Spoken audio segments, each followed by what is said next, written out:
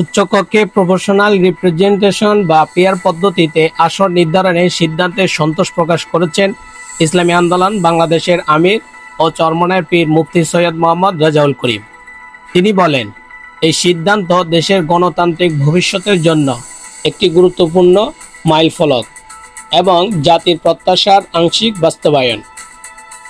এক বিবৃতিতে চরমনায় পীর জানান, জুলাই অভ্যুত্থানের পর দেশের অধিকাংশ রাজনৈতিক দল উচ্চ ও নিম্ন উভয় কক্ষে পেয়ার পদ্ধতিতে নির্বাচন আয়োজনের দাবিতে ঐক্যমত প্রকাশ করে আসছে।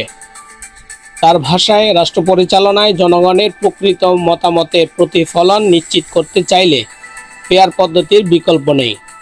তিনি বলেন, পেয়ার পদ্ধতির মাধ্যমে জনগণের ভোট শুধু গণা হবে না, বরং বিভিন্ন মত ও মতাদর্শের প্রতিনিধিত্ব বাস্তবে প্রতিফলন হবে। তিনি আরও বলেন, বিএনপির মতো কিছু রাজনৈতিক দলের বিরোধিতা থাকা সত্ত্বেও জাতীয় ঐক্যমত কমিশন যে সাহসিকতা ও দায়িত্ববোধের পরিচয় দিয়েছে তা প্রশংসনীয়। চরমনায় পীর এই সিদ্ধান্তে গুরুত্বপূর্ণ ভূমিকা রাখা সব রাজনৈতিক শক্তি ও ব্যক্তিদের প্রতিও কৃতজ্ঞ জানান। ইসলামী আন্দোলন বাংলাদেশ ইতিমধ্যেই এই পদ্ধতির পক্ষে রাজনৈতিকভাবে সক্রিয় ছিল। তাদের সঙ্গে একযোগে কাজ করেছে জামাতে ইসলামী, এনসিপি, এবি পার্টি, গণ অধিকার সহ কয়েকটি দল।